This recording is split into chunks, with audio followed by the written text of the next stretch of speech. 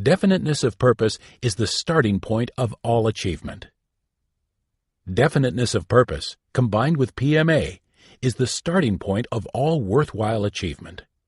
Remember, your world will change whether or not you choose to change it, but you have the power to choose its direction. You can select your own targets. When you determine your definite major aims with PMA, there is a natural tendency for you to use 7 of the success principles. A. Personal initiative. B. Self-discipline. C. Creative vision. D. Organized thinking. E. Controlled attention, concentration of effort. F. Budgeting of time and money. G. Enthusiasm. Robert Christopher had definiteness of purpose with PMA.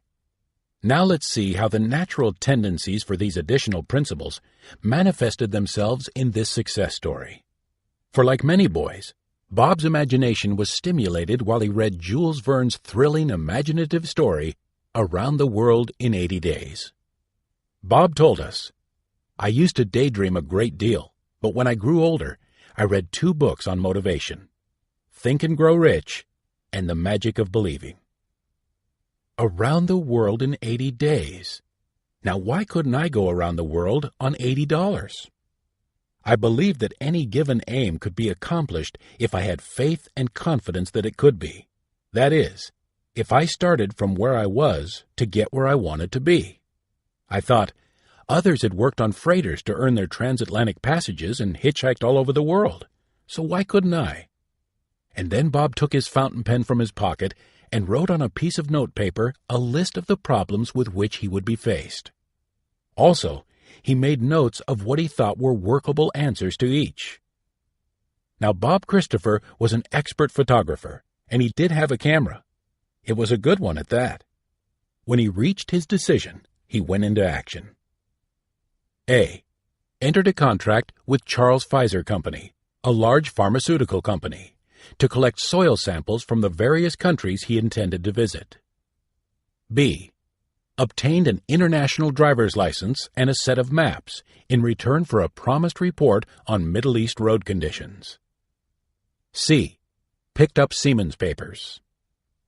D.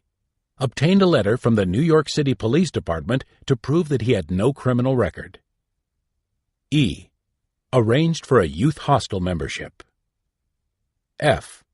Contacted a freight airline which agreed to transport him by plane over the Atlantic on his promise to obtain photographs which the company intended to use for publicity. And when his plans were completed, this young man of 26 left New York City by plane with $80 in his pocket. Around the world on $80 was his definite major aim, and here are a few of his experiences. Had breakfast at Gander, Newfoundland. How did he pay for it? He photographed the cooks in the kitchen, and they were pleased. Bought 4 cartons of American cigarettes at Shannon, Ireland that cost him $4.80. At that time, cigarettes were as good as money as a medium of exchange in many countries. Arrived in Vienna from Paris. The fee? 1 carton of cigarettes to the driver. Gave the conductor 4 packs of cigarettes to take him from Vienna to Switzerland on a train through the Alps. Rode a bus to Damascus. A policeman in Syria was so proud of the picture that Bob had taken of him that he ordered the bus driver to take him. Took a photograph of the president and staff of the Iraq Express Transportation Company. This earned him a ride from Baghdad to Tehran. In Bangkok, the owner of a very fine restaurant fed him like a king, for Bob gave him the information he wanted, a detailed description of a specific area and a set of maps. Was brought from Japan to San Francisco as a crew member of SS The Flying Spray. Around the world in 80 days? No. Robert Christopher went around the world in 84 days, but he did accomplish his objective. He went around the world on $80. And because he had definiteness of purpose with PMA, he was automatically motivated to use an additional 13 of the 17 success principles to achieve his specific goal. the starting point of all achievement. Let us repeat. The starting point of all achievement is definiteness of purpose with PMA. Remember this statement and ask yourself, what is my goal? What do I really want? Based on the people we see in our PMA Science of Success course, we estimate that 98 out of every 100 persons who are dissatisfied with their world do not have a clear picture in their minds of the world they would like for themselves. Think of it. Think of the people who drift aimlessly through life, dissatisfied, struggling against a great many things, but without a clear-cut goal. Can you state right now what it is that you want out of life? Fixing your goals may not be easy. It may even involve some painful self-examination, but it will be worth whatever effort it costs, because as soon as you can name your goal, you can expect to enjoy many advantages. These advantages come almost automatically. 1. The first great advantage is that your subconscious mind begins to work under a universal law. What the mind of man can conceive and believe, the mind of man can achieve with PMA. Because you visualize your intended destination, your subconscious mind is affected by this self-suggestion. It goes to work to help you get there. 2. Because you know what you want, there is a tendency for you to try to get on the right track and head in the right direction. You get into action. 3. Work now becomes fun. You are motivated to pay the price. You budget your time and money. You study, think, and plan. The more you think about your goals, the more enthusiastic you become. And with enthusiasm, your desire turns into a burning desire. 4. You become alerted to opportunities that will help you achieve your objectives as they present themselves in your everyday experiences. Because you know what you want, you are more likely to recognize these opportunities. These 4 advantages are illustrated by an early experience of the man who was later to become editor of the Ladies' Home Journal. Edward Bok came from Holland as a boy with his parents. He was imbued with the idea that someday he was going to run a magazine. With this specific goal before him, he was able to seize upon an incident so trivial that with most of us it would have passed unnoticed. He saw a man open a package of cigarettes, take a slip of paper from it, and drop the paper on the floor. Bok stooped and picked up the scrap of paper. On it was a picture of a famous actress. Below the picture was a statement that this was one of a series. The cigarette buyer was urged to collect the complete set of pictures. Bok turned the piece of paper over and noticed that the backside was perfectly blank. Bok's mind, filled as it was with a purpose, sensed an opportunity here. He reasoned that the value of the picture enclosed in the package of cigarettes would be greatly enhanced if the blank side were devoted to a brief biography of the person pictured. He went to the lithograph firm which printed the enclosure and explained his idea to the manager. The manager promptly said, "I'll give you $10 each if you will write me a 100-word biography of 100 famous Americans. Send me a list and group them, presidents, famous soldiers, actors, authors, and so on." This is the way Edward Bok got his first literary assignment. The demand for his short biographies became so great that he needed help, so he offered his brother $5 each if he would help him. Before long, Bok had 5 journalists busy turning out biographies for the lithograph presses. Bok, he was the editor. You have success born in you. Notice that none of the men we have been talking about had success handed to them on a platter. At first, the world was not particularly kind to Edward Bok or Judge Cooper, and yet each carved from the raw material around him a career of great satisfaction, and each one did it by developing the many talents he found within himself. Everyone has many talents for surmounting his special problems. It is interesting to note that life never leaves us stranded. If life hands us a problem, it hands us also the abilities with which to meet the problem. Our abilities vary, of course, as we are motivated to use them. And even though you are in ill health, you can nonetheless lead a useful and happy life. You may fear ill health is too great a handicap to overcome. If this is true, take courage from the experience of Milo C. Jones. Milo had not tried to acquire wealth when he had good health, and then he became sick. When he became sick, the odds were stacked heavily against him. Here's the story of his experience. When Milo C. Jones had been in good health, he had worked very hard. He was a farmer, and he operated a small farm near Fort Atkinson, Wisconsin. But somehow, he seemed unable to make his farm yield much more than the bare necessities for himself and his family. This kind of existence went on year after year. Then suddenly, something happened. Jones was stricken with extensive paralysis and confined to his bed. Here was a man who late in life became completely incapacitated. He was barely able to move his body. His relatives were certain he would be permanently unhappy as a hopeless invalid. And he would have been had not something more happened to him. And he made it happen. It brought the kind of happiness to him that comes with achievement and financial success. What was it Jones used to bring about this change? He used his mind. Yes, his body was paralyzed, but his mind was unaffected. He could think, and he did think and plan. One day, while engaged in thinking and planning, he recognized the most important living person with the magic talisman with PMA on one side and NMA on the other. He saw clearly that he was a mind with a body. He made his own decision right then and there. PMA attracts wealth. Milo C. Jones chose to develop a positive mental attitude.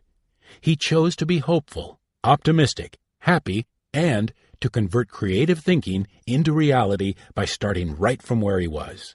He wanted to be useful, and he wanted to support his family instead of being a burden to them. But how could he turn his disadvantage into advantage? He didn't let this vital problem stop him. He found the answer.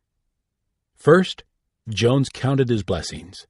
He discovered that he had so very much for which to be thankful. This thankfulness led him to search for additional blessings which he might enjoy in the future. And because he was searching for, among other things, a way to be useful, he found and recognized that for which he was looking. It was a plan, and it required action. So Jones went into mental action. He revealed the plan to members of his family. "I am no longer able to work with my hands," he began, "so I have decided to work with my mind. Every one of you can, if you will, take the place of my hands, feet, and physical body. Let's plant every tillable acre of our farm in corn. Then, let's raise pigs and feed them the corn. Let's slaughter the pigs while they are young and tender and convert them into sausages. And then we can package and sell them under a brand name. We'll sell them in retail stores all over the country." And then he chuckled as he said, "They'll sell like hotcakes." And they did sell like hotcakes. In a few years, the brand name Jones Little Pig Sausages became a household byword. And these 4 words became a symbol that tantalized the appetites of men, women, and children throughout the nation. And Milo C. Jones lived to see himself a millionaire. He had achieved something even more through a positive mental attitude, for he had flipped his talisman to PMA, and thus, although he was physically handicapped, he became a happy man. He was happy because he was useful. A formula to help you change your world. Fortunately, not every life is faced with such great difficulties, yet everyone has problems, and everyone reacts to motivating symbols through suggestion or self-suggestion. A most effective form is a self-motivator deliberately memorized for the purpose of flashing from the subconscious to the conscious in time of need. I dare you. What, then, is a formula that can help you change your world? Memorize, understand, and repeat frequently throughout the day. What the mind of man can conceive and believe, the mind of man can achieve with PMA. It is a form of self-suggestion. It is a self-motivator to success. When it becomes a part of you, you dare to aim higher. Bill was a sickly farm boy in the southeastern Missouri country. A dedicated grammar school teacher motivated young William Danforth to change his world. The teacher did this with a challenge. I dare you. I dare you to become the healthiest boy in school. I dare you became William Danforth's self-motivator throughout life. He became the healthiest boy in his school. Before he died at the age of 85, he helped thousands of other youths to develop good health, and something more, to aspire nobly, to adventure daringly, and to serve humbly. During his long career, he never lost a day at work because of illness. I Dare You motivated him to build one of America's largest corporations, the Ralston Purina Company. I Dare You motivated him to engage in creative thinking and turn liabilities into assets. I Dare You motivated him to organize the American Youth Foundation. Its purpose is to train young men and women in Christian ideals and to prepare them for the responsibilities of life. I Dare You motivated William Danforth to write a book entitled I Dare You. Today, this book is inspiring boys and girls, men and women, to have the courage to make this world a better world to live in. What a remarkable testimony to the power of a self-motivator to develop a positive mental attitude. Are you yourself ever tempted to blame the world for your failures? If so, pause and reconsider. Does the problem lie with the world or with you? Dare to learn the 17 success principles. Dare to memorize self-motivators. Dare to apply them with the full assurance that they will work for you just as effectively as they are working every day for hundreds of others. Perhaps you don't know how. Perhaps you need to learn to think more accurately. Be guided by pilot number 2. Then turn to chapter 3. Its purpose is to help you clear the cobwebs from your thinking. Pilot number 2. Thoughts to steer by. 1. You can change your world. To achieve anything worthwhile in life, it is necessary to set high goals for yourself and want to achieve them. Have you thought about the high goals you would like to achieve? 2. Imprint the 17 success principles indelibly in your memory. Have you memorized them? 3. Do you tend to blame the world? If you do, memorize the self-motivator, if the man is right, his world will be right. Is your immediate world right? 4. You were born to be a champion. For all practical purposes, you have inherited from the vast reservoir of the past all the potential abilities and powers you need to achieve your objectives. Are you willing to pay the price to develop your abilities and use the powers within you? 5. Identify yourself with a successful image, as Irving Ben Cooper did. Who will you select? 6. Ask yourself an important question. What will your picture say to you? Listen for the answer. 7. Definiteness of purpose with PMA is the starting point of all worthwhile achievement. Have you selected some definite, specific, desirable goal? Will you keep it in mind daily? 8. When you determine your definite aims, there is a tendency for several additional success principles to begin to operate automatically to help you achieve them. 9. Everyone has many talents for surmounting his special problems. What special talents do you think you have that you can develop?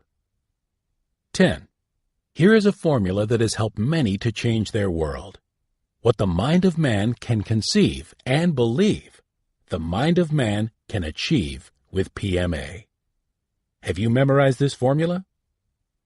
A positive mental attitude and definiteness of purpose is the starting point toward all worthwhile achievement.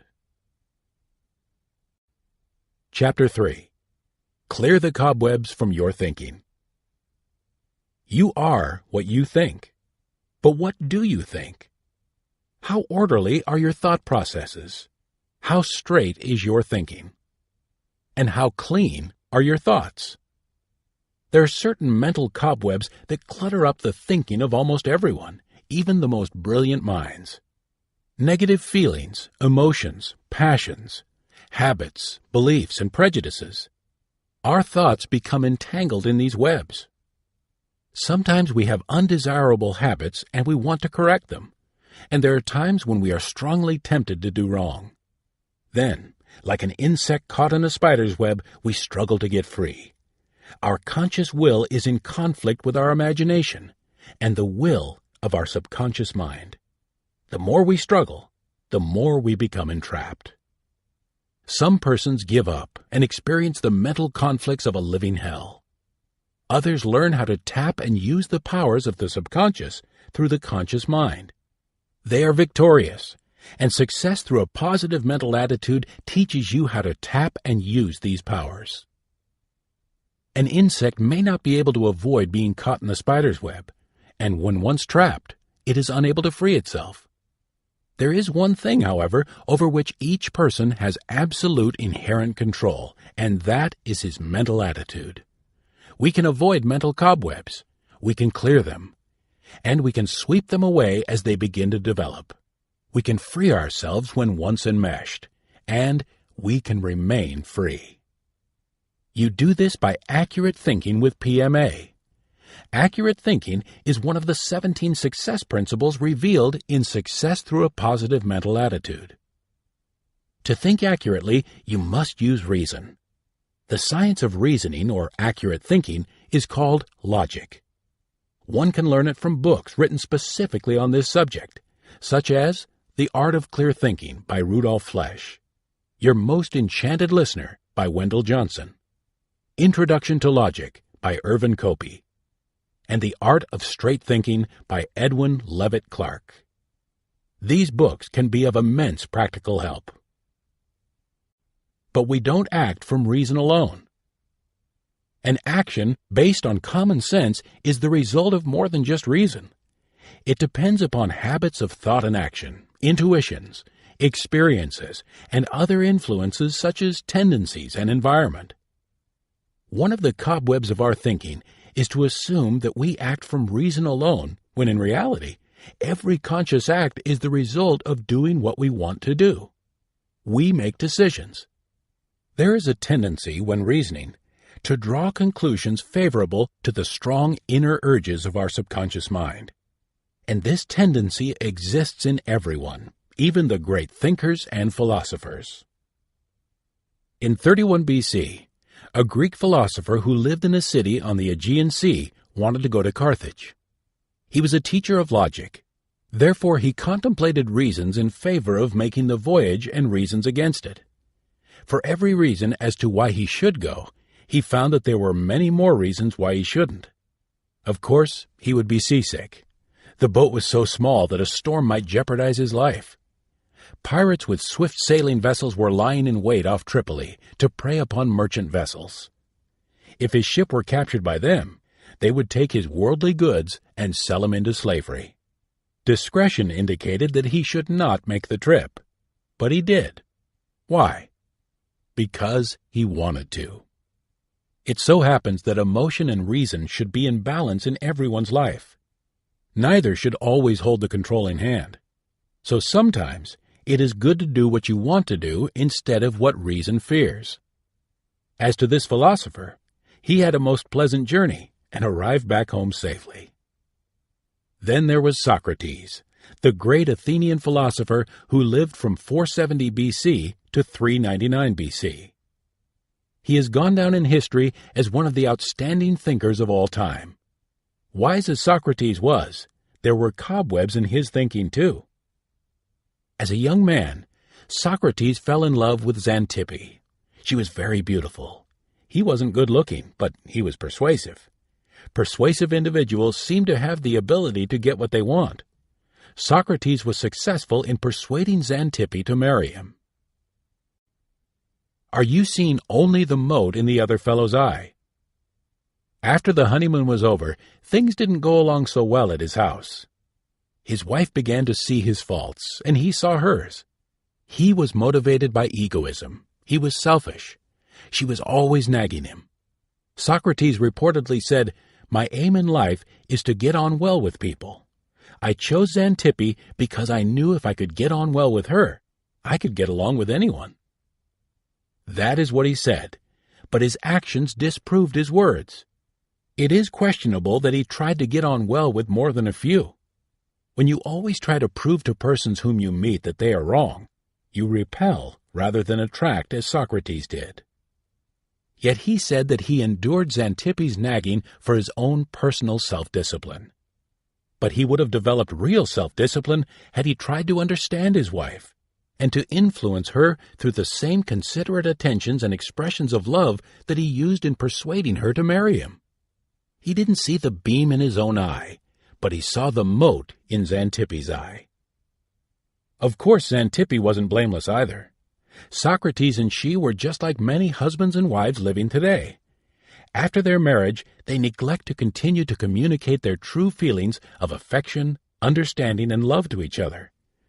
They neglect to continue to employ the same pleasing personalities and mental attitudes that made their courtship such a happy experience. Negligence is a cobweb too. Now, Socrates didn't read Success Through a Positive Mental Attitude. Neither did Xantippe. Had she done so, she would have known how to motivate her husband so that their home life would have been a happier one. She would have seen the beam in her eye rather than the mote in Socrates. She would have controlled her own reactions and been sensitive to the reactions of her husband. In fact, she might have even proved the fallacy of his logic after she read Chapter 5, entitled, "And Something More." And because the story of Socrates proves he saw only the mote in Xantippe's eye, we shall tell you about another young man. He learned to see the beam in his own eye. But before we do, let's see how the habit of nagging develops. You see, when you know the cause of a problem, you can often avoid it. Or you can find your own solution to that problem if you already have it. S.I. Hayakawa, in Language in Thought and Action, wrote, "In order to cure what she believes to be her husband's faults, a wife may nag him. His faults get worse, so she nags him some more. Naturally, his faults get worse still, and she nags him even more. Governed by a fixated reaction to the problem of her husband's faults, she can meet it only one way. The longer she continues, the worse it gets, until they are both nervous wrecks. Their marriage is destroyed, and their lives are shattered." Now, what about the young man? It was the first evening of a PMA Science of Success class when he was asked, "Why are you taking this course?" "Because of my wife," he responded. Many of the students laughed, but not the instructor. He knew from experience that there are many unhappy homes when husband or wife sees the other's faults, but not his or her own. He restored happiness to his home. It was 4 weeks later in a private conference that the instructor asked the student, "How are you coming along with your problem?" "It's solved." "That's wonderful. But how did you solve it?" "I learned, when I am faced with a problem that involves misunderstandings with other persons, I must first start with myself. When I examined my own mental attitude, I discovered that it was negative. My problem was really not with my wife after all. It was with me. In solving my problem, I found that I no longer had one with her." Now, what if Socrates had said to himself, "When I am faced with the problem that involves a misunderstanding with Xantippe, I must first start with myself"? And what would happen if you would say to yourself, "When I am faced with a problem that involves a misunderstanding with another person, I must first start with myself"? Would your life be a happier one? But there are many other cobwebs that interfere with happiness. Oddly enough, the one that is the greatest hindrance is the very tool of thought itself: words. Words are symbols, as S.I. Hayakawa tells us in his book. And you will find that a one-word symbol can mean to you the sum total of a combination of innumerable ideas, concepts, and experiences. And you will also see, as you continue to listen to Success Through a Positive Mental Attitude, that the subconscious instantaneously communicates to the conscious mind through symbols. Through one word, you can motivate others to act. When you say to another person, "You can," this is suggestion. When you say to yourself, "I can," you motivate yourself by self-suggestion. But more about these universal truths in the next chapter. First, let's recognize that a whole science has grown up around the important discoveries made about words and the communicating of ideas through words, the science of semantics. And Hayakawa is an expert in this field. He tells us that to find out what a word really means on the lips of another person, or even on your own lips, is essential in the process of accurate thinking. But how does one do this? Just be specific. Start with a meeting of the minds, and many needless misunderstandings will be avoided. One word can cause an argument. The uncle of a 9-year-old boy was visiting in the home of the boy's parents. One evening when the father came home, the following dialogue developed. "What do you think of a boy that lies?" "I don't think very much of him, and I know one thing certain, my son tells the truth." "He told a lie today." "Son, did you tell your uncle a lie?" "No, father." "Let's clear this thing up. Your uncle says you lied. You say you didn't. Just exactly what did happen?" he asked, turning to the uncle. "Well, I told him to take his toys down to the basement. He didn't do it, and he told me that he did." "Son, did you take your toys to the basement?" "Yes, father." "Son, how do you explain this? Your uncle says that you didn't take your toys to the basement, and you say that you did." "There are several steps leading from the first floor down to the basement. About 4 steps down is a window. I put my toys on the windowsill. The basement is the distance between the floor and the ceiling. My toys are in the basement." The argument between the uncle and his nephew was due to the definition of one word: basement. The boy probably knew what his uncle meant, but he was lazy and hadn't wanted to run all the way downstairs. When he was faced with punishment, the boy tried to save himself by using logic to prove his point. Now this may be intriguing, but more motivating will be the story of a young man who didn't know what the most important word symbol in any language means. And what is the most important word in any language? That word is God. Not so long ago, a student from Columbia University called on the Reverend Harry Emerson Fosdick, Minister Emeritus of the Riverside Church of New York City. The student had hardly gotten through the door before he said, "I am an atheist." When he sat down, he repeated defiantly, "I don't believe in God." Let's start with a meeting of the minds. Now, fortunately, Dr. Fosdick was also an expert in the field of semantics. He knew from long experience that he could never really communicate with another person unless he understood exactly what that other person meant by the words he used.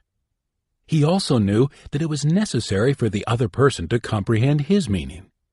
So instead of taking offense at the student's brash remark, Dr. Fosdick expressed a genuinely friendly interest in him and then asked, "Please describe to me the God you do not believe in."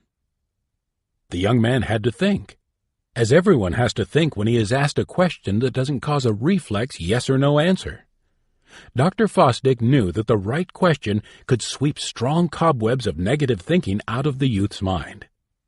After a little while, the student began to try to describe the God he didn't believe in.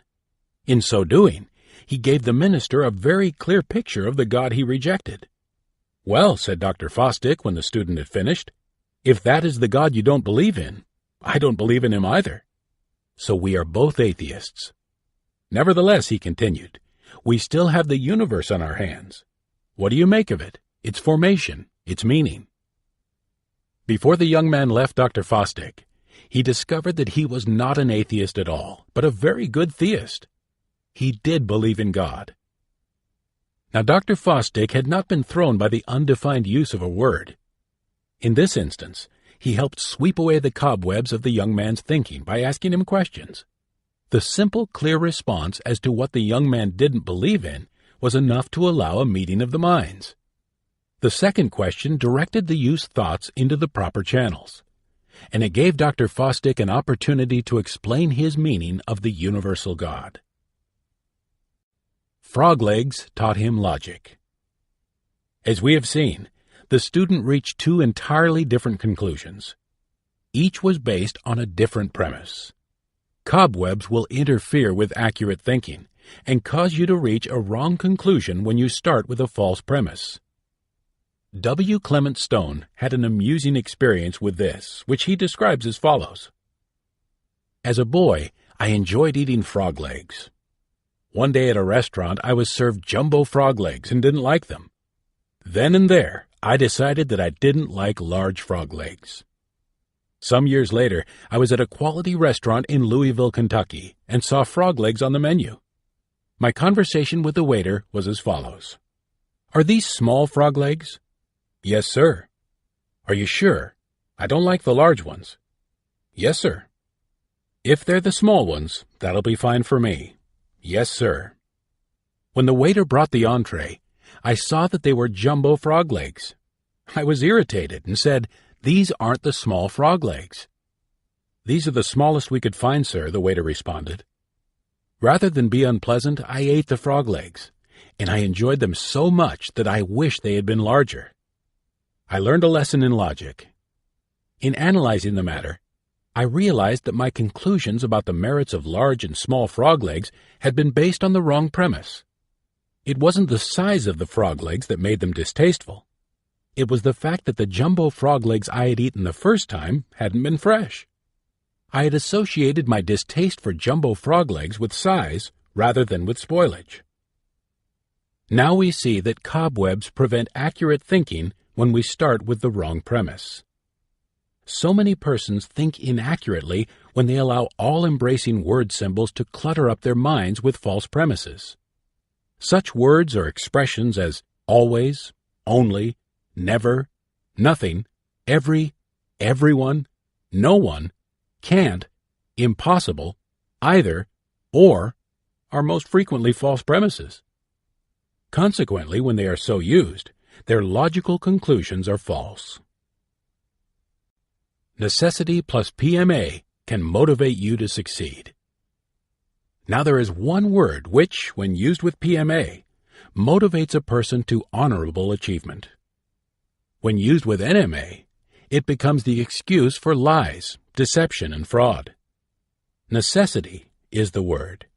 Necessity is the mother of invention and the father of crime. Inviolable standards of integrity are fundamental to all worthwhile achievement and are an integral part of PMA. You will hear many success stories throughout this book in which persons are motivated by necessity. And in each case, you'll find that such persons achieve success without transgressing an inviolable standard of integrity. Lee Braxton is such a man. Lee Braxton of Whiteville, North Carolina, was the son of a struggling blacksmith. He was the 10th child in a family of 12. So you might say, says Mr. Braxton, that I became acquainted with poverty early in life. By hard work, I managed to get through the 6th grade in school. I shined shoes, delivered groceries, sold newspapers, worked in a hosiery mill, washed automobiles, and served as a mechanic's helper. When he became a mechanic, it appeared to Lee that he had risen as far as he could go. Perhaps he had not yet developed inspirational dissatisfaction. In due course he married, and together he and his wife scrimped along. He was used to poverty, and it now seemed to him that it was impossible for him to break the ties which held him down, although he was poorly paid and just barely supporting his family. The Braxtons were already having a terrible time making ends meet, when to complete the picture of defeat, he lost his job.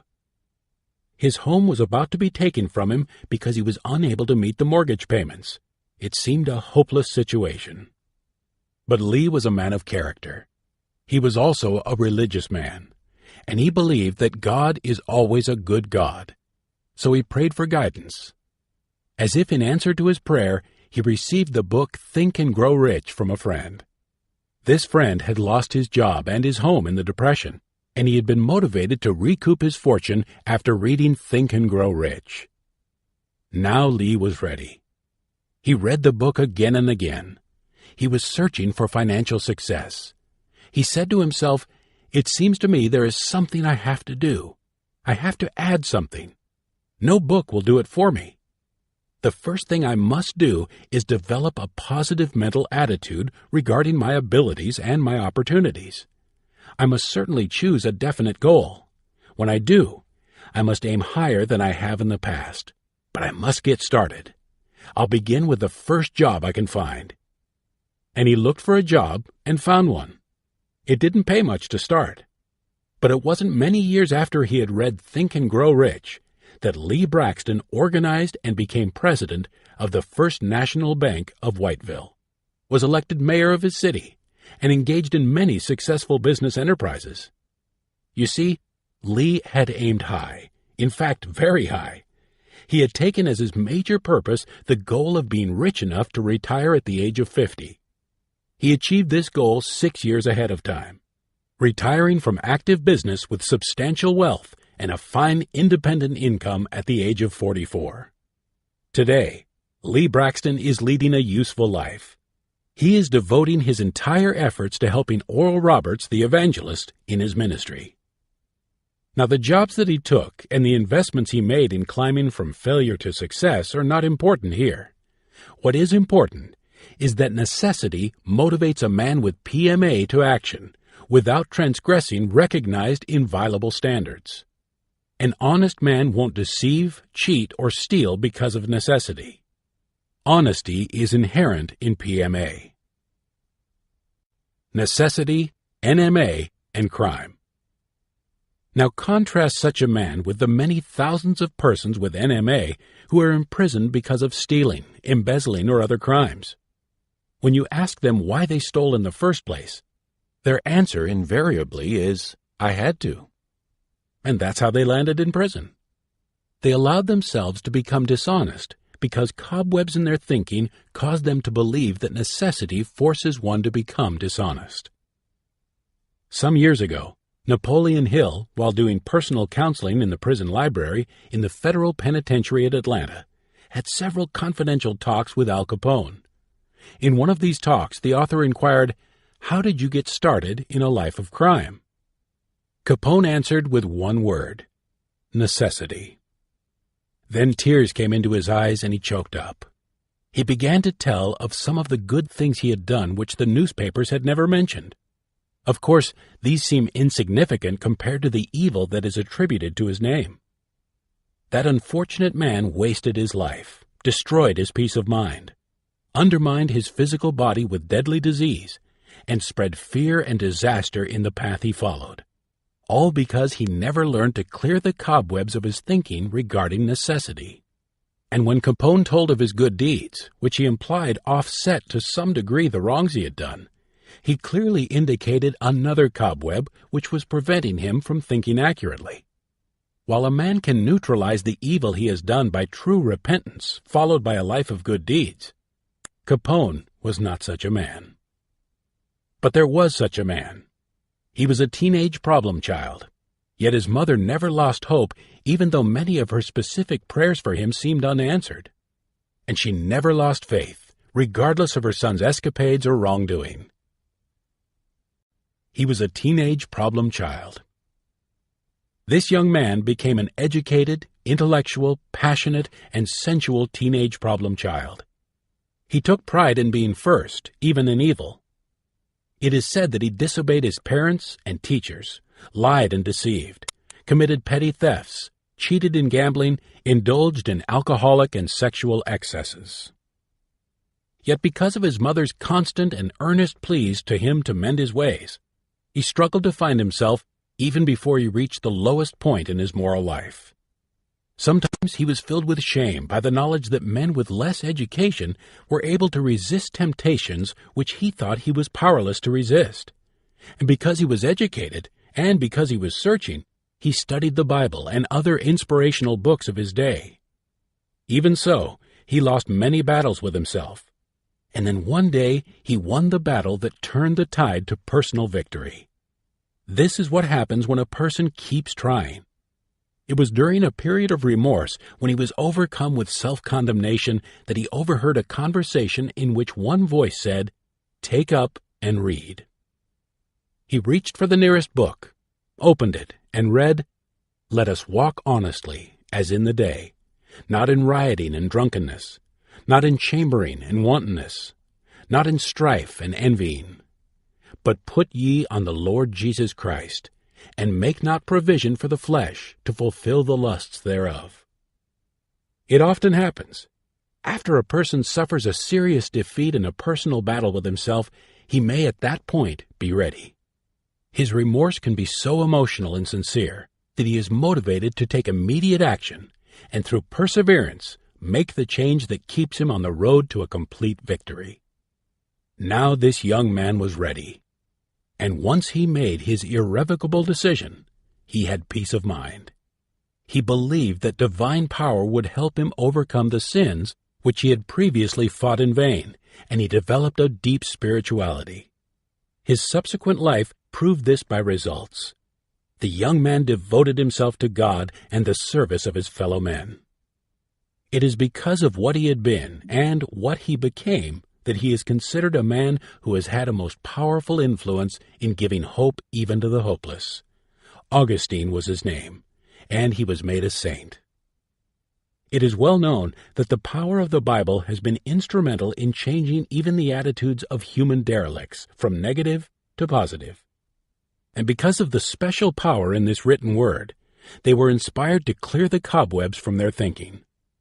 Thus they became clean in thought and habit. Many, like St. Augustine, have been moved to deep repentance, and like him, they have been motivated to devote their lives to the service of God and mankind, and many great evangelists climbed from these ranks. Now there are some good people of strong religious faith who also read their Bibles but say to us, "Don't try to interfere with God," when we recommend other inspirational books. Cobwebs prevent them from trying to extract the good wherever it can be found. You don't try to interfere with God. Now these good people fear that it is sacrilegious to dare to explore the powers of the mind God has given them, to choose, to plan, and to control their future. Many books of inspiration are written to motivate the reader to direct his thoughts, control his emotions, and ordain his destiny. And they often help the reader to comprehend the truths of the Bible. This is true, for example, in such a non-fiction bestseller as The Power of Positive Thinking. In his book, Norman Vincent Peale endeavors to motivate the reader to better himself. To do so, he quotes directly from the good book in which such people do believe. Some of the quotations Dr. Peale uses, and which it would be wise to memorize, are, "As he thinketh in his heart, so is he. If thou canst believe, all things are possible to him that believeth. Lord, I believe. Help thou mine unbelief. According to your faith, be it unto you. Faith without works is dead. What things soever ye desire, when ye pray, believe that ye receive them, and ye shall have them. If God be for us, who can be against us? Ask, and it shall be given you. Seek, and ye shall find. Knock, and it shall be opened unto you." You have just seen several mental cobwebs as we have pointed them out to you. Some of these are 1. Negative A. Feelings, B. Emotions, and C. Passions, D. Habits, E. Beliefs, and F. Prejudices. 2. Seeing only the mote in the other fellow's eye. 3. Arguments and misunderstandings due to semantic difficulties. 4. False conclusions resulting from false premises. 5. All-inclusive, restrictive words or expressions as basic or minor premises. 6. The idea that necessity forces dishonesty. 7. Unclean thoughts and habits. 8. Fear that it is sacrilegious to use the powers of your mind. And so you see there are many varieties of cobwebs, some small, some large, some weak, some strong. Yet if you make an additional listing of your own, and then examine the strands of each cobweb closely, you will find that they are all spun by NMA. And when you think about it for a while, you will see that the strongest cobweb spun by NMA is the cobweb of inertia. Inertia causes you to do nothing, or if you are moving in the wrong direction, keeps you from resisting or stopping. You go on and on. Ignorance is the result of inertia. That which seems logical to the person who is ignorant of the facts or know-how may be illogical to the man who does know. When you make decisions because you refuse to keep an open mind and learn the truth, that is ignorance. And NMA keeps alive and grows fat on ignorance. Eliminate it. Success through a positive mental attitude indicates clearly how you can eliminate it. The man with PMA may not know the facts or have the know-how. He may not understand, yet he recognizes the basic premise that truth is truth and is not false regardless of his lack of knowledge or understanding. He therefore endeavors to keep an open mind and to learn. He must base his conclusions on what he does know, yet be prepared to change them when he becomes more enlightened. Will you dare to clear the cobwebs from your thinking? If your answer is yes, then let pilot number 3 guide you as you move forward into Chapter 4. You will be ready to see with an open mind. You will be ready to explore the powers of your mind. And when you do, your exploration will lead you to a great discovery. But only you can make it for yourself. Pilot number 3. Thoughts to steer by. 1. You are what you think. Your thoughts are evaluated by whether your attitude is positive or negative. Take a look at yourself. Are you 1. A good person? 2. Evil? 3. Healthy? 4. Psychosomatically ill? 5. Wealthy? 6. Poor? If you are, then 1. You have good thoughts. 2. Your thoughts are evil. 3. Your thoughts are of good health. 4. Your thinking makes you so. 5. Your thoughts are of riches. 6. Your thoughts are of poverty. 2. Negative feelings, emotions, passions, prejudices, beliefs, habits. You clear these mental cobwebs by turning your talisman from NMA to PMA. 3.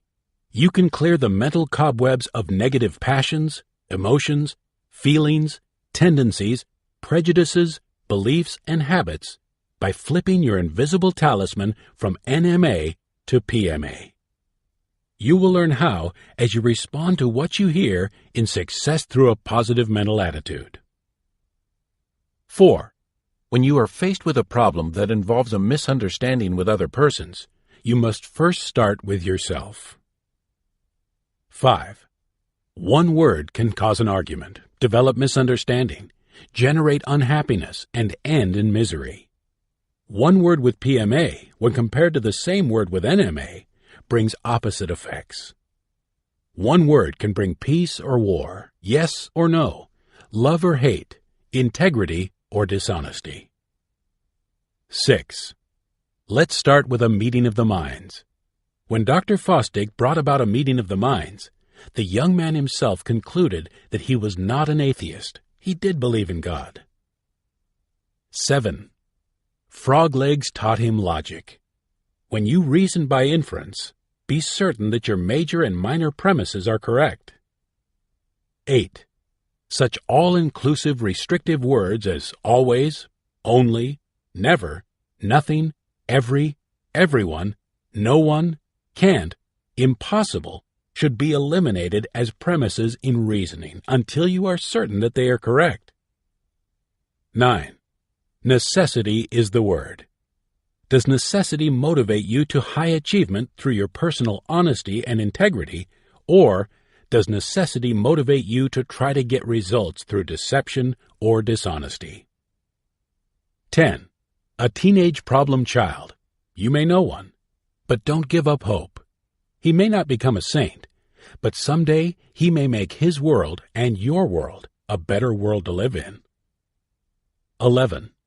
Direct your thoughts, control your emotions, and ordain your destiny. Memorize and repeat frequently the self-motivators quoted from the Bible earlier in this chapter. 12. Learn to separate facts from fiction. Then learn the difference between important facts and unimportant facts. Direct your thoughts with PMA to control your emotions and to ordain your destiny. Chapter 4. Will you dare to explore the powers of your mind? You are a mind with a body. Because you are a mind, you possess mystical powers. Powers known and unknown. Dare to explore the powers of your mind. Why explore them? When you make the discoveries that are awaiting you, they can bring you 1. Physical, mental, and moral health, happiness, and wealth. 2. Success in your chosen field of endeavor. And even 3. A means to affect, use, control, or harmonize with powers known and unknown. And dare to investigate all non-physical forces lying outside the realm of known physical processes. Forces which you can use when you learn how to apply them. And this will not be so difficult for you. No more difficult than turning on a television set for the first time. For a little child can tune into his favorite television program. Now when he does, he neither knows the construction of the broadcasting station or his receiving set, nor the technology involved. But that's all right. For all the child needs to know is how to turn the right knob or push the right button. You will see in this chapter how you can turn the right knob or push the right button to get what you want from the most effective electrical machine ever conceived. Although this particular machine is the sublime handiwork of divine power, you own it. How is it made? Well, among other things, it is comprised of over 80 trillion electrical cells. Naturally, it has many component parts, and each part is in itself an electrical mechanism. And one part is an electrical marvel. Yet it weighs only 50 ounces. Its mechanism consists of over 10 billion cells, which generate, receive, record, and transmit energy. What is this wonderful machine that you own? Your body.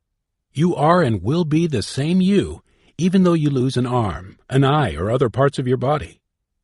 And the electrical marvel? Your brain and your nervous system.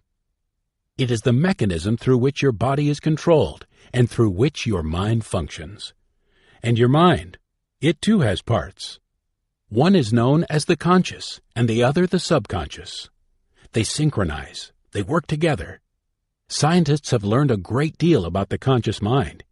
Yet it has been less than 100 years since we began to explore the vast unknown territory of the subconscious, even though primitive man has deliberately used the mystical powers of the subconscious from the beginning of man's history.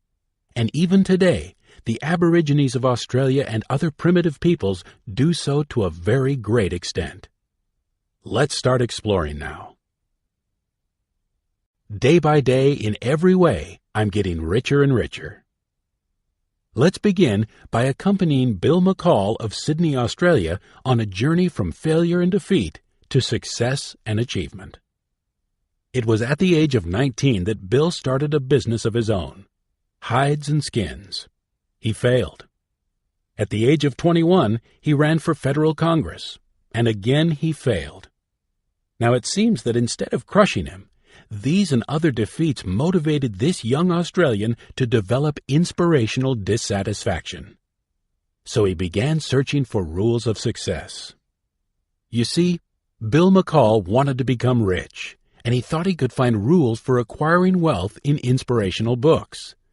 Therefore, while checking the inspirational book section of the library, Bill became intrigued by the title, Think and Grow Rich. He borrowed the book and began to read. He read it once, and then he read it again. And even though he read it the third time, Bill McCall was unable to understand exactly how he could apply the principles whereby some of the richest men in the world acquired their wealth. He told us, "I was reading Think and Grow Rich for the 4th time while walking leisurely along a business street in Sydney. And then it happened. It happened suddenly. I stopped in front of a meat market window and glanced up. And in that very fraction of a second, I had a flash of inspiration." He smiled as he continued. "I exclaimed aloud, 'That's it! I've got it!' I was startled at my emotional outburst. So was a lady who was passing by. She stopped and looked at me in amazement. I hurried home with my new discovery." He continued seriously. "You see, I was reading Chapter 4, entitled Autosuggestion. The subheading was, 'The Medium for Influencing the Subconscious Mind.' Now I remember that when I was a boy, my father read aloud from Emile Coué's little book, Self-Mastery Through Conscious Autosuggestion. He then looked at Napoleon Hill and said, 'It was you who pointed out in your book that if Emile Coué was successful in helping individuals avoid sickness and in bringing the sick back to good health through conscious autosuggestion, autosuggestion could also be used to acquire riches or anything else one might desire.' Get rich through autosuggestion. That was my great discovery.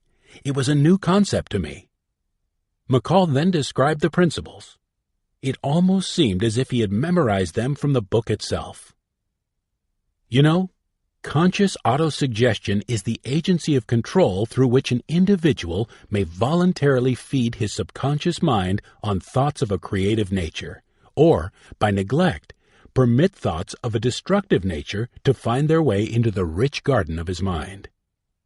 When you read aloud twice daily the written statement of your desire for money with emotion and concentrated attention, and you see and feel yourself already in possession of the money, you communicate the object of your desire directly to your subconscious mind. Through repetition of this procedure, you voluntarily create thought habits which are favorable to your efforts to transmute desire into its monetary equivalent. Let me say again, it is most important that when you read aloud the statement of your desire through which you are endeavoring to develop a money consciousness, you read with emotion and strong feeling. Your ability to use the principles of autosuggestion will depend very largely upon your capacity to concentrate upon a given desire until that desire becomes a burning desire. When I arrived home out of breath for running, I immediately sat down at the dining room table and wrote, "My definite major aim is to be a millionaire by 1960. Still looking at Napoleon Hill, he continued, "You mentioned that a person should be specific as to the amount of money he wants and set a date." I did. Now the man to whom we were talking was not the young Bill McCall who failed at the age of 19.